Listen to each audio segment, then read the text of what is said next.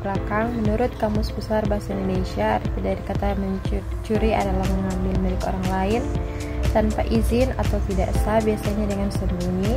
Sedangkan arti pencurian, proses, cara, perbuatan, pengertian pencurian menurut hukum beserta unsur-unsurnya dirumuskan dalam 362 KUHP adalah berupa rumusan pencurian dalam bentuk pokoknya yang berbunyi: barang siapa yang mengambil suatu benda yang seluruhnya atau sebagian milik orang lain dengan maksud untuk dimiliki secara melawan hukum, diancam karena pencurian dengan pidana penjara paling lama 5 tahun atau denda paling banyak 900 miliar. Untuk lebih jelas, apabila dirinci, rumusan itu terdiri dari unsur-unsur objektif atau perbuatan mengambil objeknya suatu benda dan unsur keadaan yang melekat pada benda untuk dimiliki secara sebagian ataupun seluruhnya milik orang lain, dan unsur-unsur objektif atau adanya maksud yang ditujukan untuk memiliki dan dengan melawan hukum.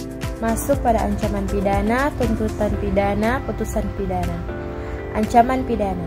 Ancaman pidana adalah hukuman atau sanksi pidana yang diancamkan kepada orang yang melakukan suatu perbuatan pidana. Jadi, untuk setiap tindak pidana selalu ada ancaman pidana bagi mereka yang melanggarnya. Ancaman pidana ini berbeda-beda untuk setiap tindak pidana, bisa berupa pidana mati, pidana penjara, atau pidana kurungan maupun pidana denda. Ancaman pidana ini bisa dilihat dari bunyi pasal-pasal dalam setiap undang-undang yang mengatur mengenai tindak pidana, misalnya Kitab Undang-Undang Hukum Pidana. Kedua, tuntutan pidana. Tuntutan pidana adalah permohonan jaksa atau penuntut umum kepada pengadilan atau majelis hakim atas hasil persidangan.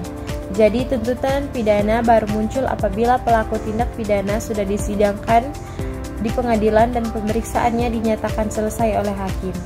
Dalam tuntutan pidana, apabila penuntut umum berpendapat pelaku tindak pidana terbukti bersalah melakukan tindak pidana, maka meminta agar pengadilan menjatuhkan pidana kepada pelaku tindak pidana tersebut. Yang ketiga, putusan pidana. Setelah diberi kesempatan untuk mengajukan pembelaan, maka pelaku tindak pidana yang disidangkan atau terdakwa, maka selanjutnya pengadilan atau majelis hakim akan menjatuhkan putusan pidana. Apabila pengadilan berpendapat terdakwa terbukti secara sah dan meyakinkan melakukan tindak pidana dan tidak ada alasan pembenaran maupun pemaaf yang dapat melepaskan dari pertanggungjawaban pidana, maka selain dinyatakan bersalah melakukan pidana, maka akan dijatuhi pidana. Faktor-faktor yang menjadi pendorong terjadinya tindak pidana pencurian. Faktor internal, pertama niat pelaku, kedua keadaan ekonomi, ketiga moral dan pendidikan. Yang kedua, faktor eksternal, pertama lingkungan tempat tinggal, kedua penegak hukum, ketiga korban. Kita masuk dalam dampak negatif mencuri.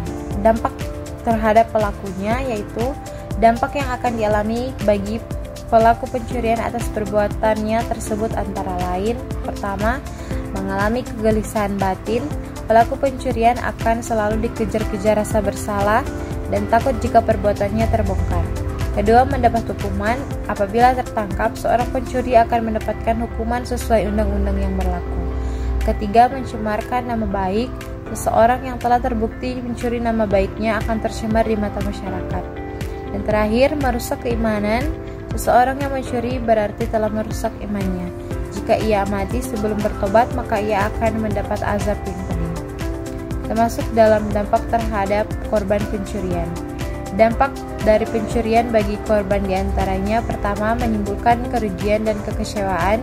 Peristiwa pencurian akan sangat merugikan dan menimbulkan kekecewaan bagi korbannya. Yang kedua, menimbulkan ketakutan.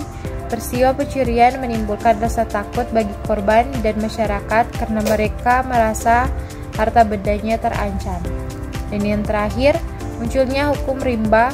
Perbuatan pencurian merupakan perbuatan yang mengabaikan nilai-nilai hukum. Apabila terus berlanjut, akan memunculkan hukum rimba di mana yang kuat akan memangsa yang lemah. Di sini saya mengambil kasus Karyawati ekspedisi di Manado curi 2 iPhone demi gaya hidup ditangkap. Karyawati ekspedisi berinisial HT, 24 tahun, di kota Manado, Sulut, mencuri 2 iPhone pelanggan. Pelaku melancarkan aksinya dengan berpura-pura menggantikan rekannya mengantar paket pelanggan. Jadi dia menggantikan tugas dari salah satu rekan kerja mengantarkan paket ke pemohon. Disitulah dia mengambil kesempatan. Ujar Kasat Reskrim Polres Manado Maidiana Sitebo kepada wartawan Kamis 10 Oktober 2024. Diana mengatakan kasus pencurian ini terjadi di kantor Line Parcel di Kelurahan Deningan Dalam, Manado pada April 2024. Polisi yang melakukan penyelidikan menangkap pelaku pada Sabtu 5 atau 10. 6 bulan melakukan penyelidikan dari pengembangan, akhirnya Satreskrim Polresta Manado berhasil melacak dan mengamankan seorang pelaku perempuan HT, terangnya. Diana mengungkapkan pelaku mencuri iPhone 15 Pro Max dan iPhone 11. Pelaku menggunakan iPhone 15 untuk memenuhi gaya hidupnya, sedangkan iPhone 11 dijual. Lebih lanjut, Diana mengatakan pelaku kerap melakukan aksi pencurian di sejumlah kantor Line Parcel. Saat ini pelaku diamankan di Mapolresta Manado. Pasal 362 KUHP yang mengancam pelaku dengan hukuman maksimal 5 tahun penjara, pungkasnya.